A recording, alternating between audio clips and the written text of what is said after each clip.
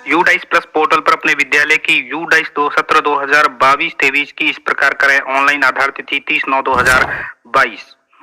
जी हाँ साथियों, इस वक्त की बड़ी खबर की बात करें तो जैसा कि आप सभी जानते हैं कि हम सभी से यू डाइस भरवाई जाती है। यू डाइस पहले यू डाइस पोर्टल पर भरी जाती थी, अब यू डाइस है वो यू डाइस प्लस पोर्टल पर भरी जाती है। वर्तमान में 2017-2022 के लिए यू डाइस भरी जानी है और इसकी आधार तिथि है वो 30/9/2022 मानकर चलना है। यू डाइस भरना शुरू हो चुकी है। उसके लिए दोस्तों मैं आपको लिंक भी वीडियो के डिस्क्रिप्शन में दे दूंगा। साथ ही किस प्रकार भरनी है उसके लिए आज के इस वीडियो में जानेंगे। ये वीडियो आपकी हेल्प के लिए बनाया जा रहा है। इसमें किसी भी प्रकार का कोई विरोधाभास हो तो विभागीय आदेश और प्रोसेस को ही प्राथमिकता देवें। राजस्थान स्कूल शिक्षा परिषद की ओर से जारी ये आदेश जो यू डाइस प्लस के बारे में है 2022-23 की चाइल्ड वाइज एंट्री फीडिंग के संबंध में है। ये चाइल्ड वाइज एंट्री है डीसीएफ सेक्शन 4 के अंतर्गत आएगी। साथ ही इसमें बता दें कि जिसकी आधार तिथि है वो 30 सितंबर 2022 रहेगी और ये 22-23 के लिए भरी जा रही है वर्तमान में।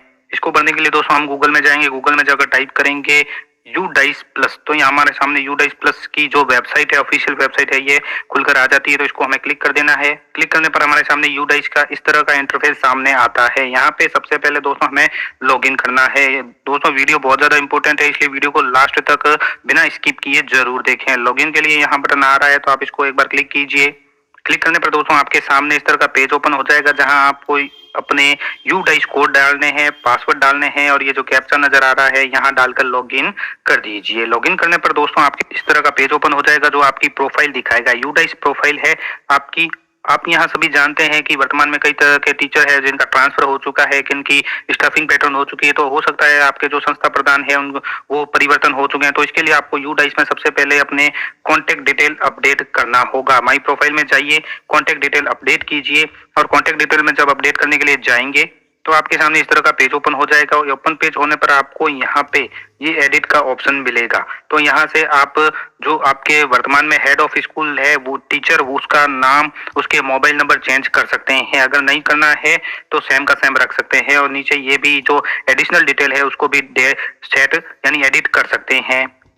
ये सब करने के बाद दोस्तों दोबारा आना होगा यू डाइस प्लस पोर्टल पे ही। यहाँ पे दोस्तों यू डाइस प्लस पोर्टल पे दोबारा आपको ये लॉगिन के लिए ऑप्शन नजर आएगा। यानी सबसे पहले तो आपको अपने प्रोफाइल को अपडेट कर लेना है। अपडेट करने के बाद लॉगिन प्रोसेस में आना है। लॉगिन करने पर तो आपके सामने दो तरह के ऑप्शन नजर आएंगे। नंबर 1 है प्रोफाइल एंड फैसिलिटी, दूसरा है टीचर मॉड्यूल। तो दोनों को आपको अपडेट करना है। दोनों को नंबर वाइज आपको किस तरह अपडेट करेंगे तो पहले आपको प्रोफाइल एंड फैसिलिटी के अंतर्गत जाना है। School profile and facility management के अंतर्गत जाएंगे तो आपको दोबारा लॉगिन करना होगा। यहाँ यूजर नेम और पासवर्ड वही आपकी यू डाइस कोड और पासवर्ड डाल दीजिए और कैप्चा डालकर लॉगिन कर दीजिए। यहाँ पे सक्सेसफुल लॉगिन होने के बाद दोस्तों आपके सामने फिर दो तरह के ऑप्शन आते हैं। एक आता है प्रोफाइल एंड फैसिलिटी का और दूसरा आता है टीचर्स का। तो ध्यान में रखें दोस्तों, आपको टीचर्स की डिटेल है वो अलग तरह से एडिट करनी होगी, प्रोफाइल और फैसिलिटी अलग करनी होगी। तो सबसे पहले हम बात करेंगे प्रोफाइल एंड फैसिलिटी के बारे में। तो इसके ऊपर हम क्लिक करेंगे। क्लिक करने पर हमें इस तरह का एक इंटरफेस सामने आता है जो इम्पोर्टेंट नोट के रूप में है।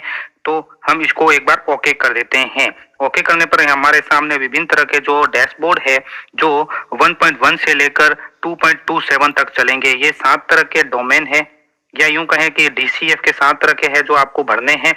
और यहाँ पे नीड करेक्शन लिखा आ रहा है यानी नीड आवश्यकता है। ओवरऑल स्टेटस भी यहाँ कुछ नहीं आ रहा क्योंकि हमने अभी तक शुरू नहीं किया है। ये टोटली दोस्तों 15 तरह के पॉइंट है। तो 15 तरह के पॉइंट आपको पूरे भरने होंगे और नीचे यानी यहाँ 12 तक भरने के बाद डिटेल रिपोर्ट के अंतर्गत आपको अभी ये एक्टिव नहीं किया गया है डाउनलोड के लिए, बाद में एक्टिव हो जाएगा। तो इसको भरने के लिए सबसे पहले आपको इसके ऊपर ही क्लिक कर देना है।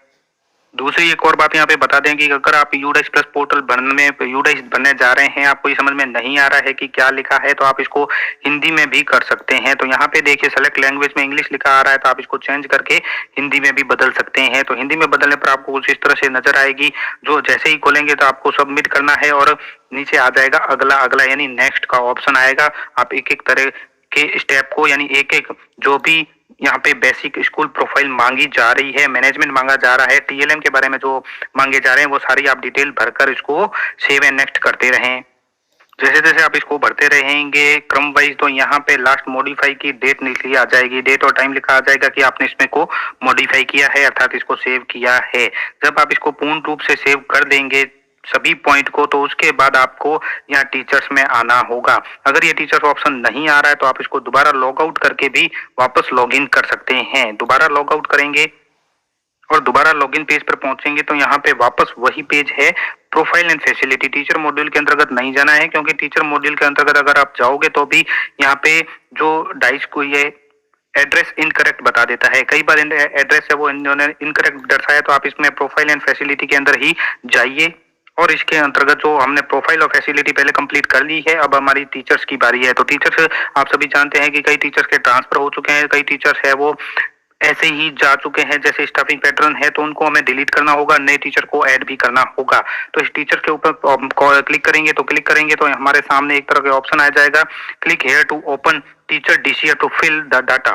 तो इसके ऊपर हम जब क्लिक करेंगे तो हमारे सामने पहले तो यहाँ पे टीचर समरी आएगी, रिपोर्ट आएगी कि इतने टीचर रेगुलर टीचर है, तो रेगुलर टीचर की संख्या आ जाएगी, नॉन रेगुलर टीचर कितने हैं, टीचिंग स्टाफ इन पोजीशन कितने हैं, और यहाँ पे देखिए इनकम्प्लीट लिखा आ रहा है कि 4 है और चारों इनकम्प्लीट है, तो आप इसको कंप्लीट करेंगे। नॉन टीचिंग स्टाफ कितने हैं, तो ये सारे यहाँ पे नजर आ जाएंगे। आपको क्या करना है, जैसे ही किसी को आप अपडेट करते हैं तो उसके बाद इस पेज में आपको रिफ्रेश के बटन के ऊपर क्लिक करना होगा, जो मैं आपको दिखा दूंगा।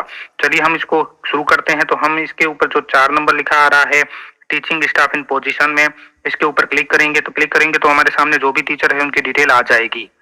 टीचर की डिटेल आ जाएगी। टीचर की डिटेल आने पर सबसे पहले दोस्तों, अगर हम किसी टीचर को यहाँ पे ऐड करना चाहते हैं, यानी नई ज्वाइनिंग हुई है उसकी हमारे विद्यालय में, तो यहाँ पे देखिए ऊपर की ओर ऐड न्यू टीचर का एक ऑप्शन नजर आ रहा है आप सभी को, तो इसके ऊपर क्लिक करेंगे।